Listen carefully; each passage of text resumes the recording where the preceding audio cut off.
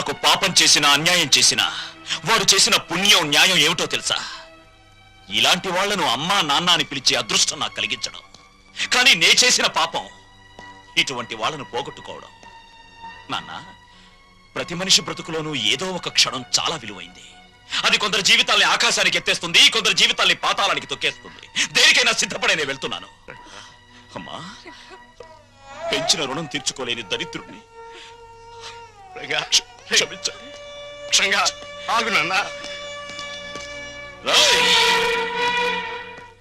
డబ్బుని పంచుకోవడానికి మనుషులుంటారు, కానీ బాధల్ని పంచుకోవడానికి ఎవ్వరూ ఉండరు. నాలాంటి వాళ్ళు తప్ప.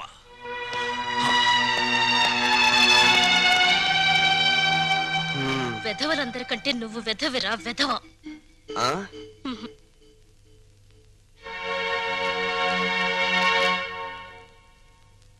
అన్నయ్య, అది అమ్మని నాన్నని నాతో పాటు తీసుకెళ్తానన్నయ్య.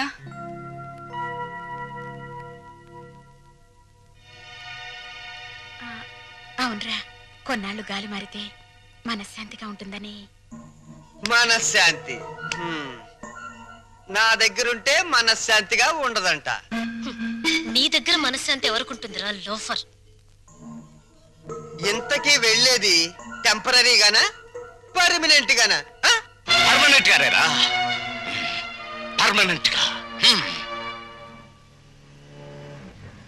భగవంతుడా, తల్లి కడుపులో ఉన్న బిడ్డ ఆడో మగో అని తెలుసుకునే తెలివిచ్చావు, కానీ ఆ పుట్టే బిడ్డ మంచివాడో చెడ్డవాడో అని తెలుసుకునే తెలివి ఎందుకు ఇవ్వలేదో ఇప్పుడు తెలిసింది.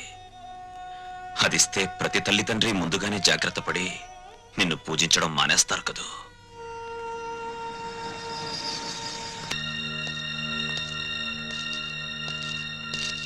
బావా, మీరా? కూర్చోండి బావా.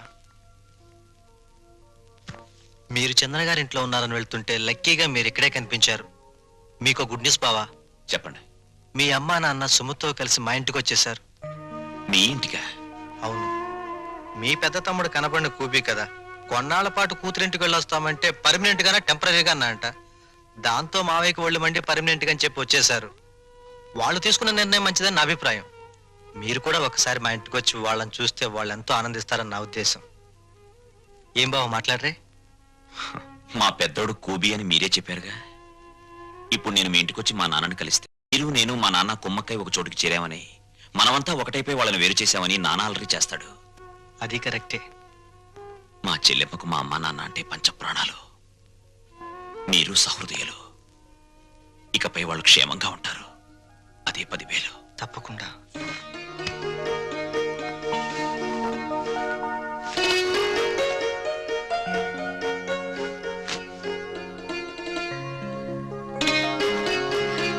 ఏమ్మా, మా కోసం అన్ని సిద్ధంగా అమరుస్తున్నావా? అబ్బే, అదేం లేదమ్మా.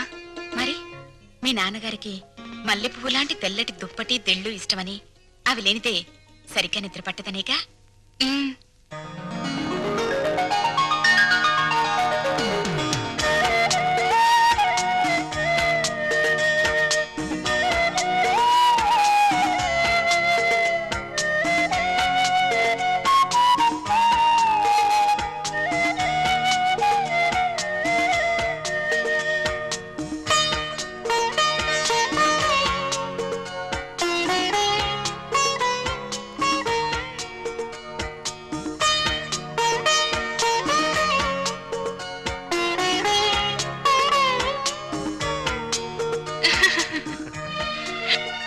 సుమతి, కళ్ళజోడు పెట్టుకోకపోతే మీ అమ్మ బొట్టు పెట్టుకోలేదు, మామయ్య చొక్కా బొత్తము పెట్టుకోలేడు.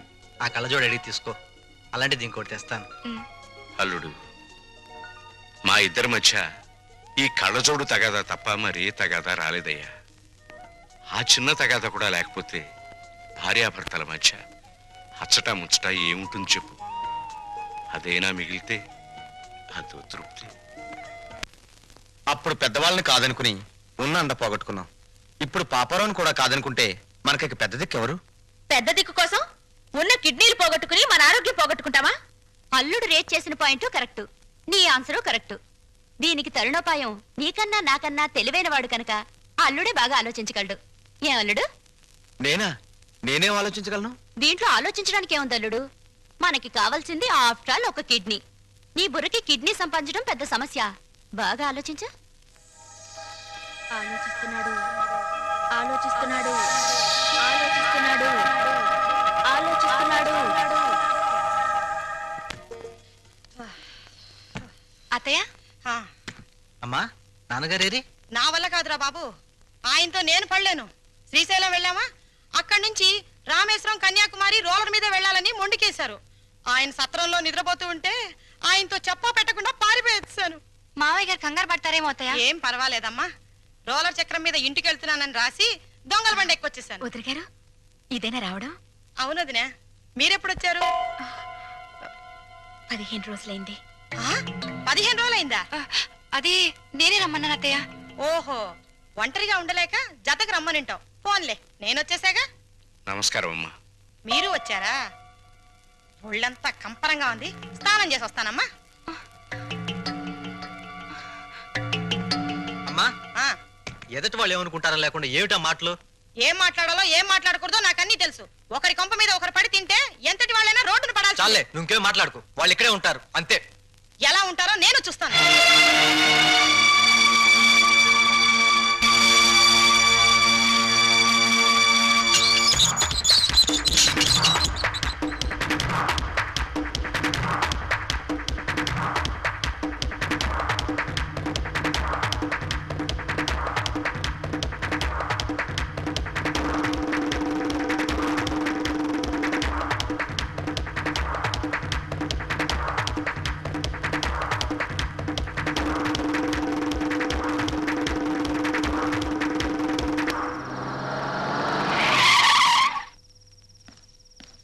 బావగారు, అన్నయ్య, అమ్మ నాన్నల్ని చిన్నన్నయ్య తాళ్ళ వెళ్ళ పడతాను వెంట తీసుకువెళ్ళాడు. ఇదేదో అర్థం కాని విషయంలో ఉంది. ఇంకా అర్థమయ్యేదే ఉంది. ఆ కసాయివాడి మాటలు నమ్మి అమ్మా నాన్న తోడేళ్ల కొంపకు వెళ్ళారంటే ఇదేదో పెద్ద కుట్రే. తేలుస్తా.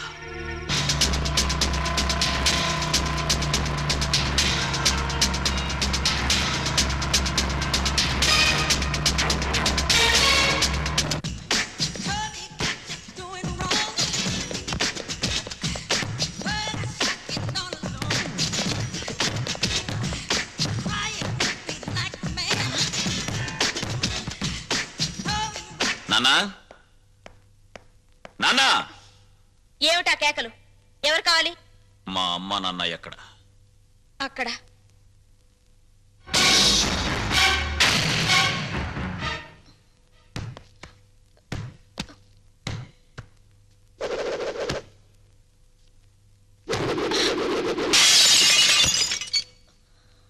మా అమ్మ నాన్న ఎక్కడ? తెలీదు. రవి ఎక్కడ? తెలీదు. నీతో ఎలా చెప్పించాలో నాకు తెలుసు.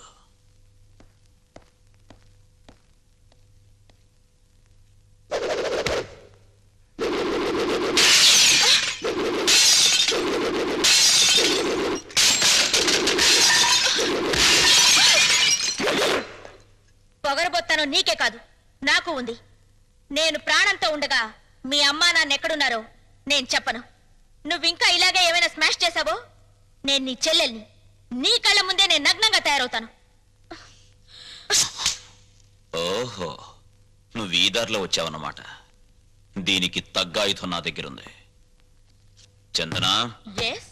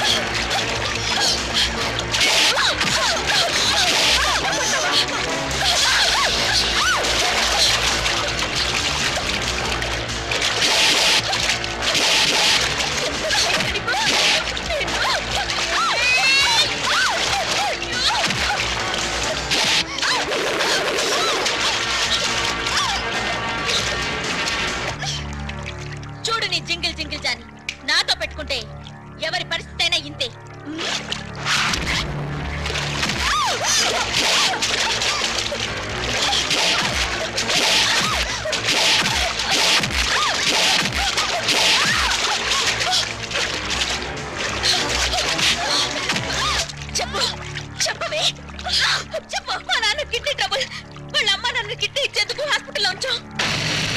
ఏ హాస్పిటల్? రంగా, అమ్మా నువ్వు ఇక్కడున్నావా? నాన్నగారేది? లోపలున్నారు. ఏ ఒంట్లో బాలేదా? అదేం కాదురా, పాపారావుకు 2 కిడ్నీలు పోయాయట. ఎవరైనా కిడ్నీ ఇవ్వకపోతే బతకడు. అందుకే మీ నాన్నగారు కిడ్నీ ఇస్తున్నారు. ఏమ్మా, ఆ పాపారావు ఎంత దుర్మార్గుడో మీకు తెలుసు కదమ్మా. అలాంటి వాడికి కిడ్నీ ఇవ్వడం ఏంటమ్మా? నాన్నగారు బాగా ఆలోచించారా? బాగా ఆలోచించావురా. అంటే నీ ఆమోదముద్ర కూడా పడిపోయిందన్నమాట. అవునులే, భర్త అడుగుజాడల్లో నడిచే గుణవంతురాలైన గొప్ప ఇల్లాలేవి కదా. ఆయన చేసే త్యాగాలకు సంతోషంగా తలూపి భర్తకు రాబోయే కీర్తికి పొంగిపోయి బయట కూర్చున్నావు. బాబు, మీ నాన్నగారిని సరిగ్గా నువ్వు అర్థం చేసుకోవడం లేదురా. నిజమేనమ్మా, నిజమే. అర్థం చేసుకోకే ఒకసారి చీపోరా అంటే బయటికి వెళ్ళిపోయాను. ఇప్పుడేమైనా అర్థం అవుతారేమో ఒకసారి ప్రయత్నిస్తాను. ఎక్కడా మహానుభావుడు? నువ్వెంతో గొప్పవాడిగా భావించి ఆయన దర్శన భాగ్యం చేసుకుని వస్తాను.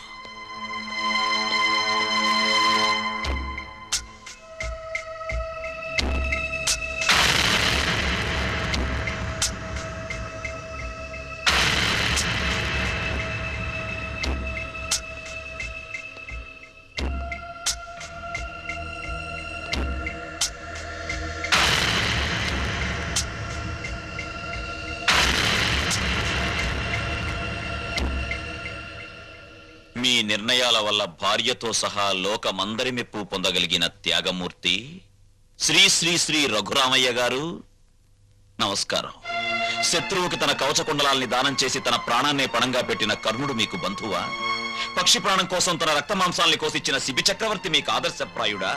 ఆహాహాహా, ఎంత మంచిని ప్రోత్సహిస్తున్నారు సార్. కానీ వాళ్ళంతా లోక కళ్యాణం కోసం త్యాగాలు చేశారు. మీరు లోకానికి చెడు మాత్రం చేసే ఈ పాపారావుని రక్షించి ప్రజల్ని భక్షించమని ప్రపంచం మీదకి వదలబోతున్నారు. ఇదే మీకు తెలిసిన నీతి, న్యాయం, ధర్మం. రేరంగా, నీ ఆవేశం నీదేనా? నేను చెప్పేది కాస్త వింటావా? చెప్పండి చెప్పండి. లోకంలో ప్రతి వ్యక్తి తను చేసిందే సరైందనుకుంటాడు. అది మానవ నైజం. అక్కడ అమ్మ సమర్థించడాన్ని విని సంతోషంతో గుండె వేగం పెరిగింది. ఇప్పుడు తమరి వాదన విన్న తర్వాత ఆనందంతో హృదయమే పగిలిపోతుందేమో. చెప్పండి, త్వరగా చెప్పండి. రేరంగా, నువ్వు ఎంత వ్యంగ్యంగా మాట్లాడినా నేను చెప్పేది కూడా వినరా. వాడు పాపారావు అన్న విషయం పక్కన పెట్టు. ప్రస్తుతానికి తన వాడెవరూ ఆదుకోక ఓ మనిషి కిడ్నీ లేక చచ్చిపోతున్నాడ్రా.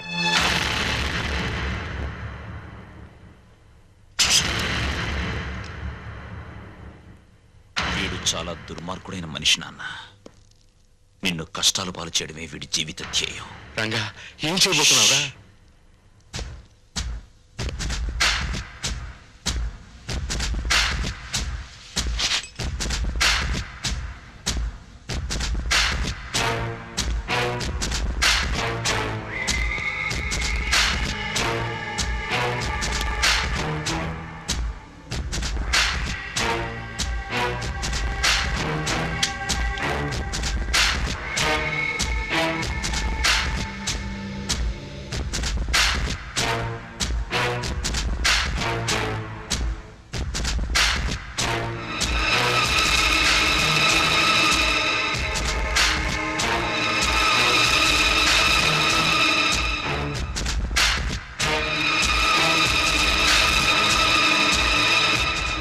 మిస్టర్, ఆయనపై మీకున్న అనుమానం నాకు అర్థమైంది.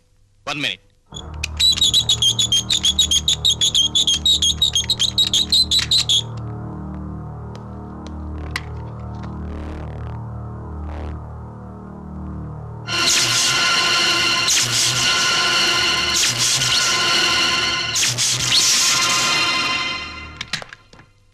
ఆయన్ని షాక్ నుంచి కోలుకునేందుకు చేయాల్సిన ప్రయత్నాలన్నీ చేశాను. ఎనీహౌ, ఆయనకున్న కిడ్నీ ట్రబుల్ ముందు ఇదేమంతా. విషయం అర్థం చేసుకున్నాను.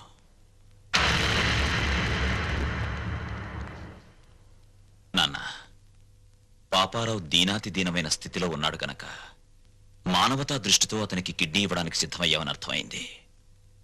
ఆ అవకాశం నాకివ్వు. పాపారావుకి కిడ్నీ నేనిస్తాను. రంగా, నన్ను రక్షించడానికి ప్రయత్నిస్తున్నావు కదూ? అలా ఎందుకు అనుకోవాలి నాన్న? నీకన్నా నాలో వయస్సుంది. బ్రతకడానికి 2 కిడ్నీలు అక్కర్లేదు, 1/2 కిడ్నీ చాలు అన్న ఆవేశం ఉంది. వీటన్నిటికీ మించి నీ పెంపకంలో నేర్చుకున్న నీతి, నిజాయితీ, కృతజ్ఞత, బాధ్యత నాలో ఉన్నాయి. ముఖ్యంగా నన్ను వంచిన వాడితో డీల్ చేసే అవకాశం వస్తుంది. అయితే పగ తీర్చుకునే ఆలోచనతో ఈ దానానికి సిద్ధపడుతున్నావు అన్నమాట. చచ, కౌరవులు పాండవులు అన్నదమ్ములు. వాళ్ల మధ్య యుద్ధం వచ్చేసరికి న్యాయ మార్గాన ఉన్న పాండవులు సైతం తమ తాత భీష్ముణ్ణి ఎలా చంపాలో, తమ గురువు ద్రోణుణ్ణి ఎలా జయించాలని ఆలోచించారు.